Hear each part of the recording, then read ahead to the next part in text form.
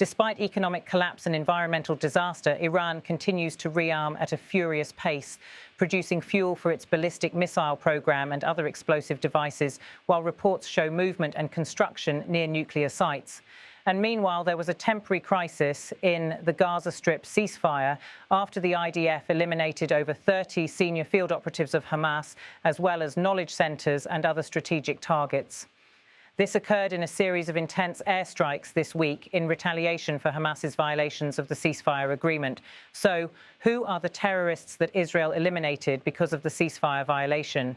That's a key question, and we will answer it shortly. And also, more than 2 years after the war started with the Hamas massacre on 7th October 2023, a major symbolic Hamas target from that day has been destroyed. But Hamas is not ready to disarm and stand down yet. In the last 24 hours, they fired a rocket at an IDF helicopter and remain firmly in control on the ground in Gaza. That raises the question, will Israel need to return to full-blown fighting in the Gaza Strip? As of Thursday morning, it appeared Hamas was preparing to hand over the remains of 2 more fallen hostages, and President Trump declared that if Hamas doesn't behave nicely, it will be destroyed. At the same time, the Prime Minister of Qatar spoke at a New York think tank event on Wednesday and declared that Hamas has made many mistakes and must disarm and move to the next phase of the ceasefire agreement. This almost unprecedented public criticism of Hamas from one of its main supporters, Qatar, marks a big shift. And it's a situation we must pay attention to. It also couldn't come at a more critical time, as Israel may be headed back to war on its northern border with Lebanon, following a series of signals from Hezbollah that they are not ready to abandon their long-term plan to destroy the Jewish state. At the same time, reports have surfaced that the Lebanese army, which is supposed to be disarming and demolishing terror weapons stockpiles, is instead rapidly giving weapons and ammunition to the terrorist organization, doing the opposite. In more general terms, Egypt and the United States are now warning that Lebanon is on the brink of collapse. We'll have a lot more on all of that later in this report. And next, in Syria, negotiations between Israel and the regime in Damascus are reportedly approaching conclusion. We'll share what we know so far. Earlier this week, the IDF carried out airstrikes in Gaza that resulted in the elimination of at least 30 Hamas field commanders, with a clear message. Israel's intelligence apparatus has complete dominance over Hamas. Among the targets were terrorists known to have taken part in the October 7th massacre, as well as rocket launch sites from Lebanon directed toward Israel, knowledge centers and weapon depots.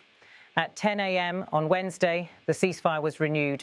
However, over the past week, that ceasefire, brokered under the Trump framework, was supposed to be in effect, and Hamas has not upheld its end of the deal.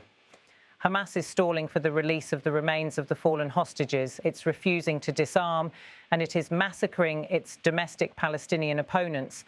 In addition, it is secretly partnering to establish the technocratic committee that is meant to rule Gaza after Hamas is removed. Against the backdrop of Hamas's repeated violations, President Trump continues to stand by Israel. In a recent statement, if Hamas doesn't behave nicely, it will be destroyed. Advisors to the president urged Israel not to respond forcefully to Hamas's delay in returning the hostages and their remains. But after the incident in Rafah, Israel's defense minister said that Hamas hurt an Israeli soldier and Israel must shoot back and respond. The US vice president backed up the statement, adding, "We are aware that Hamas or another actor inside the Gaza Strip attacked an Israeli soldier. We expect Israel to respond, but I believe that the peace that the president declared will stand in spite of this." Meanwhile, Qatar's prime minister said at the New York event that both sides understand that they must adhere to this agreement. We are trying to pressure Hamas to recognize the need to disarm, and the movement is ready to give up its rule in the Gaza Strip. This marked a striking turn from Qatar's previous posture. Senior Israeli and US officials continue to assess the ceasefire will hold, for now. This week, Israel's Prime Minister visited the Civil Military Coordination Center in Kiryat Gat, where he met US commanders and was impressed by the joint Israeli-American work to promote and implement the Trump framework. From those meetings emerged a consensus. For now, the IDF will not expand the areas under its control in Gaza, and the ban on the tours conducted by Hamas with the Red Cross in the areas under Israeli control will also be removed. On Israel's northern border, things are far from stable. Israeli intelligence has concluded that Hezbollah has no intention of disarming as the ceasefire agreement and UN Security Council Resolution 1701 require. Consequently, the IDF must prepare for the possibility of another outbreak of hostilities between Israel and Lebanon. Since the ceasefire began, Israel has carried out at least 613 strikes in southern Lebanon against targets tied to Hezbollah's rearmament effort. According to one recent report, Hezbollah currently retains about one-third of its original firepower, and it is actively working to expand its arsenal of rockets, weapons, and recruit new fighters and commanders to replace those lost. Hezbollah's rebuilding is reportedly being guided by Iran, with the organization moving its military center of gravity north of the Litani River to the Bint Jbeil sector, while using the Beqaa Valley as its logistical depth. Its smuggling operations from Syria continue. Light and medium weapons, advanced Russian-made anti-tank missiles, Grad rockets. Many of these efforts are hindered, but others succeed. And according to analysts, the Lebanese state lacks either the will or capacity to stop them. Part 3. Iran, rearmament and nuclear concerns. Turning back to Iran, the Islamic Republic is accelerating its missile program. Despite the renewal of international sanctions through the UN arms embargo and snapback mechanism, shipments from China of the raw materials used to produce the fuel for ballistic missiles are only increasing. Within a month, around 2,000 tons of such material arrived in Iran. This is a substantial amount of raw material, but only one part of the process. Iran still needs key equipment before it can fully restart its ballistic missile capacity at pre-war levels.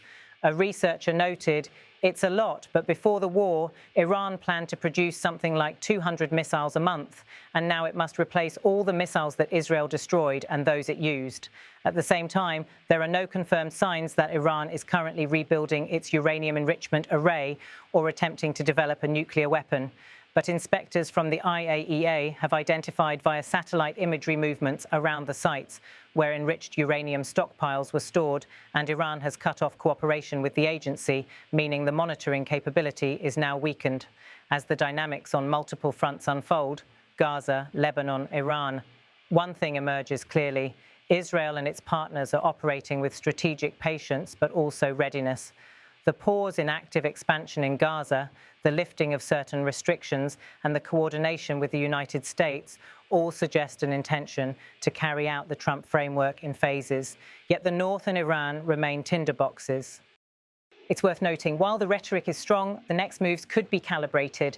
Israel says it now possesses the precision to locate and target Hamas's lower and mid-level command echelons. The message is clear. Whoever attacks IDF soldiers and violates this agreement will pay the full price. That assertion is echoing across the region.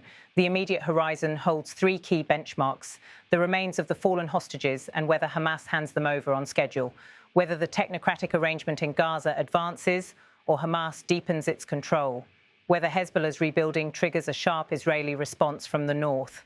For now, the ceasefires hold, even if tenuously, but the region is poised on a knife edge.